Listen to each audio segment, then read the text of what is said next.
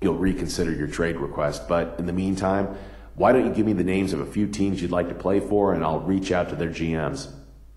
And it was at that time that I told him the Atlanta Hawks, first and foremost. As a secondary team, I listed the Portland Trail Blazers, and I didn't even name a third team because I really wanted to go play for the Atlanta Hawks. So with some off time with the team, I decided why not go back to Georgia, visit some family, eat some soul food, kick it with the homeboys. Man, you already know them in Georgia when you see all these old school Chevys on the road. So everything was great until I got a call from the GM saying he wanted me to fly back to Detroit because he had some news about the trade. Now I'm thinking to myself, wait a minute, if I'm getting traded to Atlanta, why I gotta go all the way back to Detroit?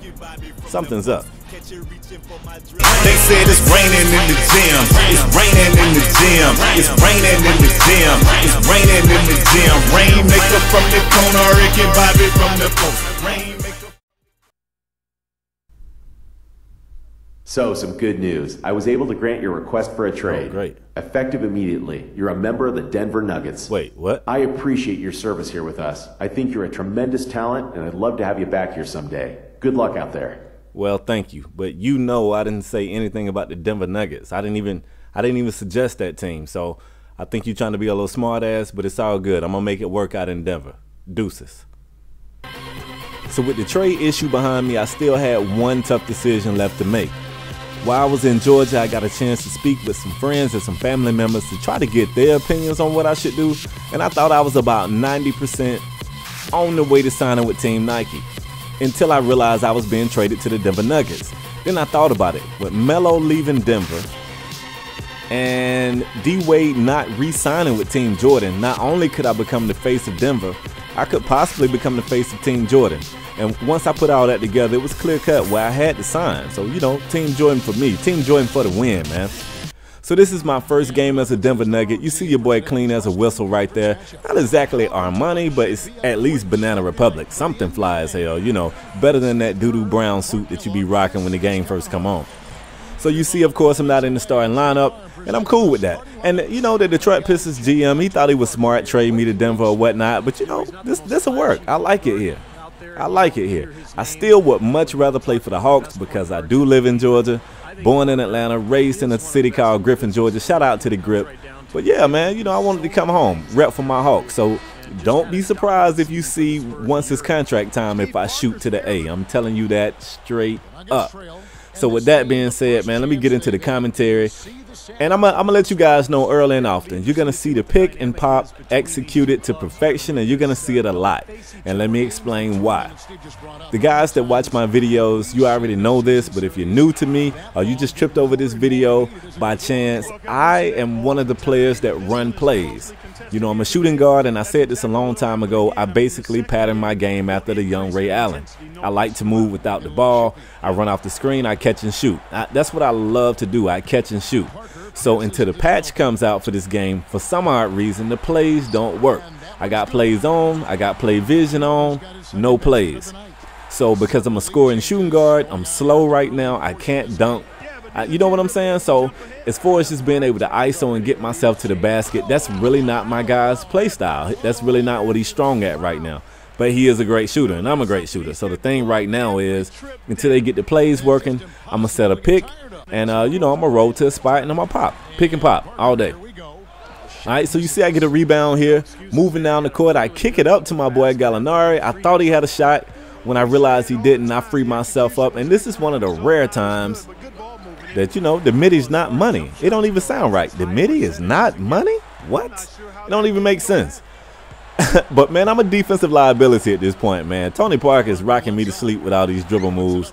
He gets the jumper to fall, and if you know me like I know me, I'm not going to be happy until I get this jumper back. That's the first thing on my mind. So I come down. I'm trying to set the pick for Ty Lawson. I roll to my spot. Need I say it? The midi is money. So let me speak on this big whatever it is on the left corner when I get ready to take a shot or when I take a shot. The shot feedback this year is a cluster bomb of information, and I don't know if this is going to change with the patch. I kind of hope it doesn't because I just really learned my shot. But the shot feedback is not right. And I know it's a lot of people, you know, people hit me up on Twitter and say, I don't know what's going on. I'm timing my shot right and I'm not making it. yo, shot feedback is not right this year. You see on almost every one of these shots, it's telling me that I released it too early, but it's wet. So, you know what? I don't even know what I still have it on for. So if you're looking at your shot feedback, you're not making your shots and you're thinking, yo, I don't know, I can't make my shot, something's going wrong. Yo, shot feedback is broken. You heard K.Spade say it. Cut it off. Just go for what feels right. All right, so in this game right now, I don't know exactly what is going on, but, you know, I go to the bench, I drink a little Gatorade, and I come back and we're down a little bit more than we was the last time I was in the game. So here's another shot that I can't get to fall. I'm trying to get back on defense because I think you saw earlier in the video, you know, the Spurs just inbound the ball and turn around and threw it all the way down the court. And that's my boy JaVale. That looked like a Terry block to me, but, you know, they hit him with the foul. So at any rate, this is halftime, a nice little shot of the Alamo. We're going to get back into it. We're down almost 10, you can say double digits at that point, but we're still fighting. We're still chopping away. So that catch and shot, that's what I love to do. Catch and shoot, pick and pop, whatever, that's my game. I can make that all day, every day. So I'm liking it here in Denver. I feel like once we get some roles, some defined roles, we're going to be a force. And I know we're in a very, very tough side of the conference. We got to deal with the Thunder as well as the loaded Lakers. But once I get my game right, once I get my defense right, I feel like you got to put us in the mix with those guys, you know. The only thing I don't like is that it could possibly cost Andre Iguodala a job. Iguodala is a small forward, technically. Somebody's going to argue with me on that, but technically he's a small forward. And I don't know who I would rather have at the 3, him or Wilson Chandler. I think, I know Iguodala is more athletic. Chandler might be a better overall player as far as what he gives the team, rebounds, blocks, whatnot. I don't know. It's too early for me to even be concerned with that. This is my first game, and I'm already thinking about who's going to be gone.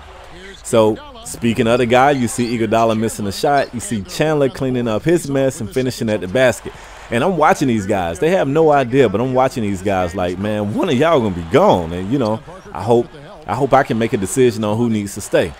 So the pick and pop is still working for me. Until I get more athletic, that's probably what my game is going to be. So get used to it. And I guess the last thing I want to do is, wait a minute, man. If I had to step back one time, that would have been my first Denver Nugget Rainmaker, but I was just right inside the line. So the game is over. We lose, and I kind of want to address this whole Detroit Piston thing because I had no idea what people would take it so seriously. So yeah, I cracked on the Detroit Pistons, but it was all part of the video. I don't have a problem with the Pistons in real life. I never said they were sorry in real life. I mean, they kind of suck on this game, rating-wise, but that wasn't even a thing. Like I said in the comment section about 2,000 or 3,000 times, my little homie earned CO5. He was drafted by the Pistons in 2K12, and if I'm not mistaken, I think he won 2 championship rings there. So I don't want to follow his story the same way I wouldn't want to follow QJB's story, or Chris Moore's story, or iPod King Carter's story, anybody else's story. So, you know, it makes no sense for you to get mad at me for not wanting to play with the Pistons. Somebody already did that. I don't want to do that, man. I want to do my own thing. So, you know, if you can't respect that, then I don't know what to tell you. You know, you'll be all right. So right now, man, we're banking at work in Denver. And, you know, we took an L out here, but I like it. I played good. We played good. I mean, we just lost. We lost to a better team. But I can come out here and lose these games and feel like at the end of the day, you know what? We got ourselves something. So that's all I got for this video. I hope you guys enjoyed it. I will catch you on the next one, and I'll let you check these highlights out. And I'm out. Rainmaker from the corner, Ricky Bobby from the post. Rainmaker from the corner, Ricky Bobby from the post. Catch you reaching for my dribble, I'ma burn you like some toast. Lifting off in the paint, I ain't jumping, boy, I coast. My opponents say I'm cocky, but sometimes you gotta boast. I ain't hating, but I'm smarter, I work harder than the rest. Plus I got the king of the jungle's heart up in my chest. Great game out there tonight. You set your career high in points. Was this just a one-time outburst, or do you see yourself scoring like this on a regular basis? Yeah, I mean, I had a pretty good game offensively. I feel funny coming in the press conference talking about how good of a game I had after we took a loss. So yeah, I played good, but defensively I saw some areas that I could improve. And you know, I'm excited to be here, man. I can't wait to see how good of a team we can be. We'll get better. Rainmaker.